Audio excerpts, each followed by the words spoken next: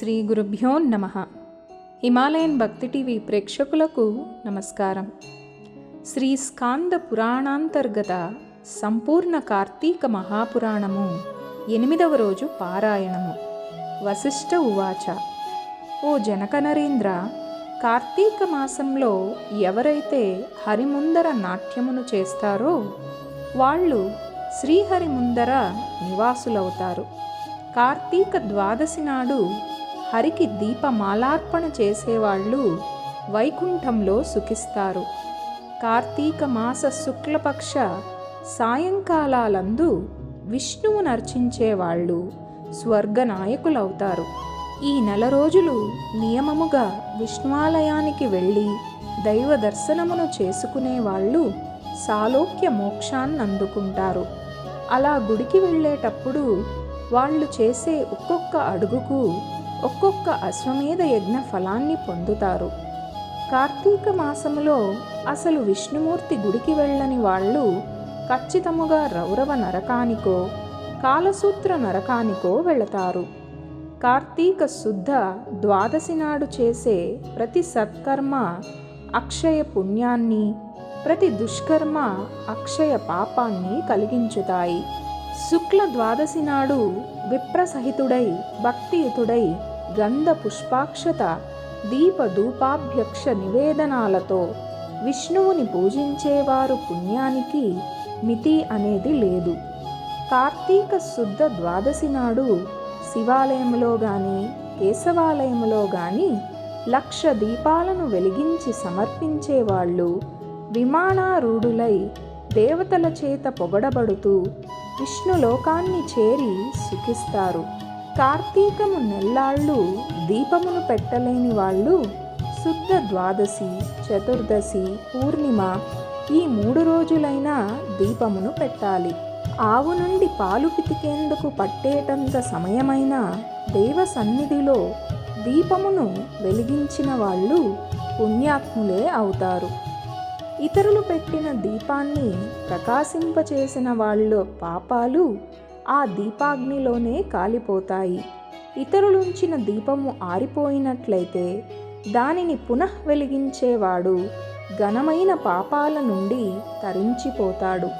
ఇందుకు ఉదాహరణగా ఒక కథ చెబుతాను విను. ఎలుక దివ్య పురుషుడగుట. సరస్వతీ నదీ తీరంలో అనాది కాలముగా పూజా పునస్కారాలు లేక శిథిలమైపోయిన విష్ణువాలయం ఒకటుండేది.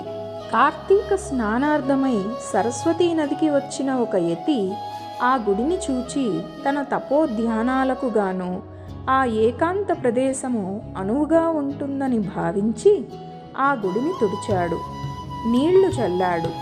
చేరువ గ్రామానికి వెళ్ళి ప్రత్తి, నూనె, 12 ప్రమిదలు తెచ్చి దీపాలను వెలిగించి నారాయణార్పణమస్తు అనుకుని తనలో తాను ధ్యానమును చేసుకొనసాగాడు. ఈ యతి ప్రతిరోజు ఇలా చేస్తుండగా కార్తీక శుద్ధ ద్వాదశి నాటి రాత్రి బయట ఎక్కడా ఆహారం దొరకకపోవడం వలన ఆకలితో తన కడుపులోనే ఎలుకలు పరిగెడుతున్న ధ్యానంలో నిమగ్నమై ఉంటాడు.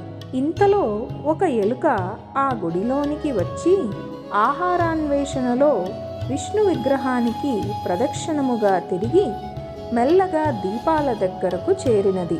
అప్పటికే ఒక ప్రమిదలో నూనె అయిపోవడం వలన ఆరిపోయిన వత్తి మాత్రమే ఉంది. తడిగా ఉన్న ఆ వత్తి నుండి వచ్చే నూనె వాసనకు భ్రమసిన ఎలుక అదేదో ఆహారముగా భావించి ఆ వత్తిని నోట కరుచుకొని పక్కనే వెలుగుతున్న మరో దీపం వద్దకు వెళ్ళి పరిశీలించబోయింది. ఆ పరిశీలనలో అప్పటికే నూనెతో బాగా తడిసి ఉన్న ఆ ఆరిపోయిన ఒత్తి కొన వెలుగుతున్న ఒత్తి అగ్ని సంపర్కమై ఉండడంలో ఎలుక దానిని వదిలివేసింది. అది ప్రమిదలో పడి 2 ఒత్తులుగా చక్కగా వెలుగసాగాయి.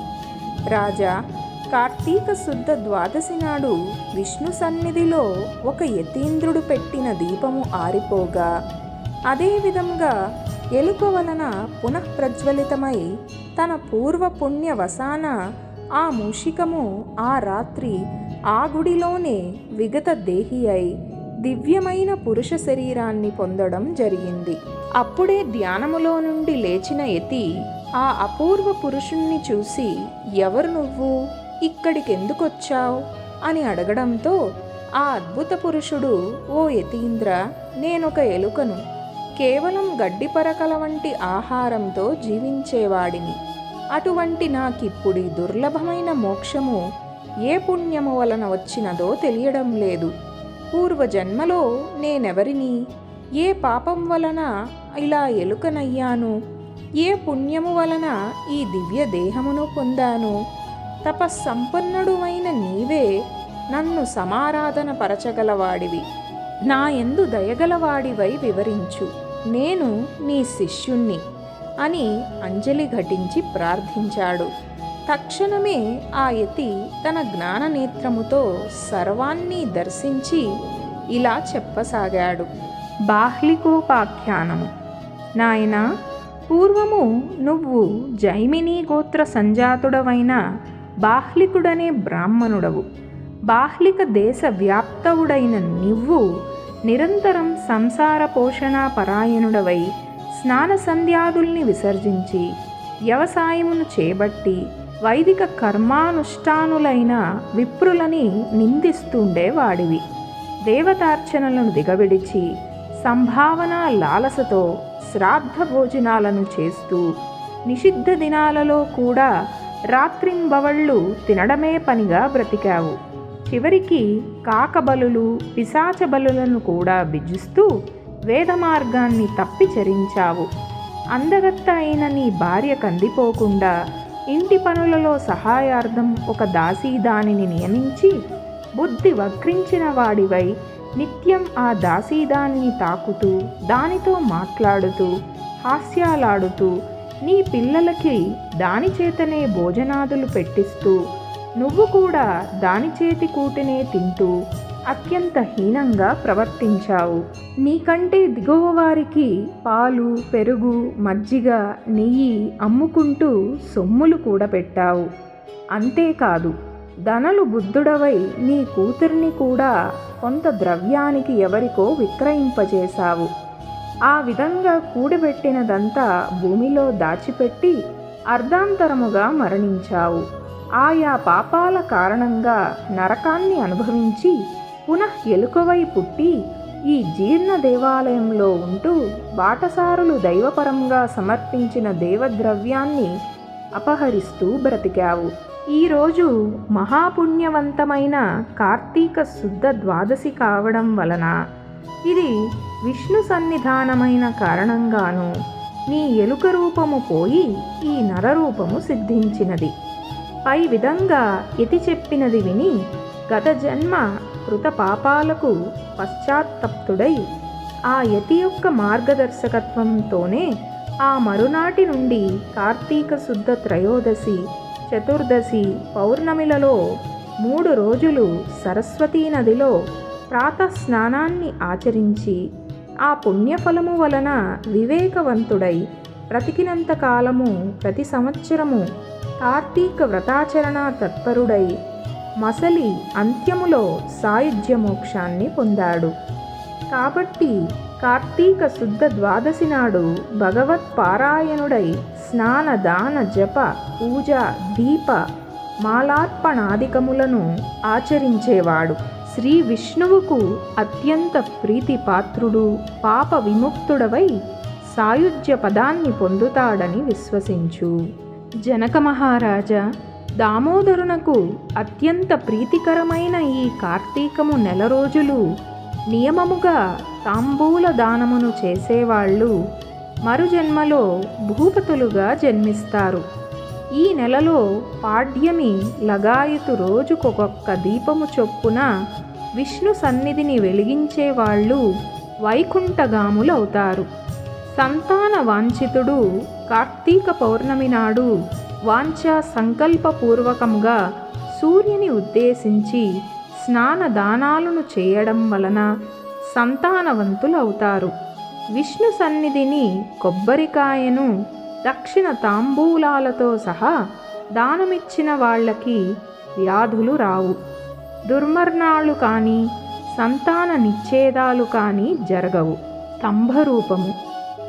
పౌర్ణమి నాడు విష్ణు సన్నిధిని స్తంభదీప ప్రజ్వలనం వలన వైకుంఠ పతిత్వం సిద్ధిస్తుంది. రాతితో గాని కొయ్యతో గాని స్తంభం చేయించి దానిని విష్ణువాలయానికి ముందు పాతి ఆ మీదట శాలిధాన్యమును, వ్రీహిధాన్యమును, నువ్వులను పోసి దానిపై నేతితో దీపం పెట్టిన వాళ్ళు హరిప్రియులవుతారు. ఈ స్తంభదీపాన్ని చూసినంత మాత్రం చేతనే సమస్త పాపాలు నశించిపోతాయి. ఈ దీపమును పెట్టిన వాళ్ళకి వైకుంఠ పతిత్వం సిద్ధిస్తుంది. ఇక దీపాన్ని దానం చేయడం వల్ల కలిగే పుణ్యాన్ని వర్ణించడము నా వల్లనయ్యే పని కాదు. ఈ స్తంభదీప మహిమకు ఉదాహరణగా ఒక కథను చెబుతాను విను అని చెప్పసాగాడు వశిష్ఠుడు. నానా తరుజాల మండితమైన మతంగముని ఆశ్రమములో ఒక విష్ణువాలయం ఉండేది. ఎందరెందరో మునుల ఆలయానికి వచ్చి కార్తీక వ్రతులై ఆ నెల్లాళ్ళు శ్రీహరిని షోడశోపచారాలతోనూ అర్చిస్తుండేవారు. ఒకానొక కార్తీక మాసంలో వ్రతస్థలములోని ఒక ముని కార్తీకములో విష్ణు సన్నిధిని స్తంభదీపమును పెట్టడం వలన వైకుంఠం లభిస్తుందని చెబుతారు. ఆ రోజు కార్తీక పౌర్ణమి గనక మనము కూడా ఈ విష్ణాలయ ప్రాంగణములో స్తంభదీపాన్ని వెలిగిద్దాము అని సూచించాడు. అందుకు సమ్మతించిన ఋషులందరూ ఆ గుడి ఎదుటనే కొమ్మలు కణువులు లేని స్తూపాకారపు చెట్టునొకదానిని చూసి దానినే స్తంభముగా నియంత్రించి శాలివ్రీహి తిల సమేతముగా దానిపై నేతితో దీపాన్ని వెలిగించి విష్ణార్పణ చేసి పునః గుడిలోకి వెళ్ళి పురాణ కాలక్షేపము చేయసాగారు. అంతలోనే వారికి చటచ్చటా రావాలు వినడంతో వెనుదిరిగి స్తంభదీపము వైపు చూశారు. వాళ్ళలా చూస్తుండగానే ఆ స్తంభము గటగటా రావాలతో నిలువునా పగిలి నేలను పడిపోయింది. అందులో నుంచి ఒక పురుషాకారుడు వెలువడడంతో విస్మయచకితులైన ఆ ఋషులు, ఎవరు నువ్వు? ఇలా స్థాణువుగా ఎందుకు పడి ఉన్నావు? నీ కథ ఏమిటో చెప్పు అని అడిగారు. అందుకు ఆ పురుషుడిలా చెప్పసాగాడు. ఓ మునివరేణ్యులారా, నేను గతములో ఒక బ్రాహ్మణుడు అయినా వేదశాస్త్ర పఠనమును గాని హరికథా శ్రవణమును గాని క్షేత్ర యాత్రాటనలను గాని చేసి ఎరుగను.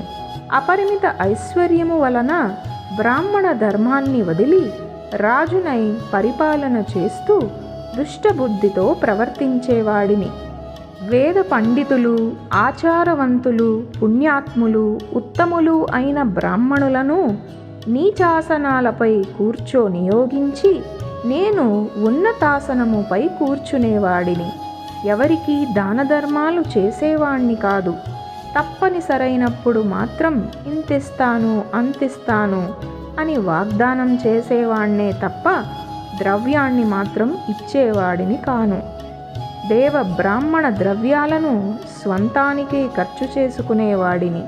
తత్ఫలితముగా దేహాంతాన నరకగతుడనై అనంతరం 52,000 మార్లు కుక్కగాను, 10,000 సార్లు కాకిగాను, మరో 10,000 పర్యాయాలు తొండగాను, ఇంకో 10,000 సార్లు విష్టాసినైన పురుగుగాను, 1,000,000 జన్మలు చెట్టుగాను, గత 1,000,000 జన్మలుగా ఒక మొద్దువలను పరిణమించి కాలమును గడుపుతూ ఉన్నాను. ఇంతటి పాపినైన నాకు ఇప్పుడెందుకు విమోచనం కలిగిందో, ఈ విశేష పురుషాకృతి ఎలా వచ్చినదో సర్వజ్ఞులైన మీరే చెప్పాలి. ఆ అద్భుత పురుషుని వచనాలను విన్న ఋషులు తమలో మాటగా ఇలా అన్నారు. ఈ కార్తీక వ్రతఫలము యథార్థమైనది సుమా. ఇది ప్రత్యక్ష మోక్షదాయకము. మన కళ్ళ ముందరే ఈ కొయ్యకు ముక్తి కలిగినది కదా. అందున కార్తీక పౌర్ణమి నాడు స్తంభ దీపమును పెట్టడం సర్వత్రా శుభప్రదము. మనచే పెట్టబడిన దీపము వలన ఈ మొద్దు ముక్తిని పొందినది. మొద్దైనా మ్రాకైనా సరే కార్తీకములో దైవ సన్నిధిని దీపాన్ని వహించడం వలన దామోదరుని దయ వల్ల మోక్షమును పొందడం తథ్యం. ఇలా చెప్పుకుంటున్న వారి మాటలు విన్న ఉద్భూత పురుషుడు, అయ్యలారా, దేహి ఎవరు, జీవి ఎవరు, జీవుడు దేనిచేత ముక్తుడు, దేనిచేత బద్ధుడు అవుతున్నాడో, దేనిచేత దేహులకింద్రియాలు కలుగుతున్నాయో వివరింపుడు అని ప్రార్థించడంతో ఆ తాపసులలో ఉన్న అంగీరసుడనే ముని అతనికి జ్ఞానబోధ చేయసాగాడు. ఏవం శ్రీ స్కాంద పురాణంతర్గత కార్తీక మహత్యే 8వ రోజు నాటి పారాయణము సమాప్తము. ఓం నమః శివాయ.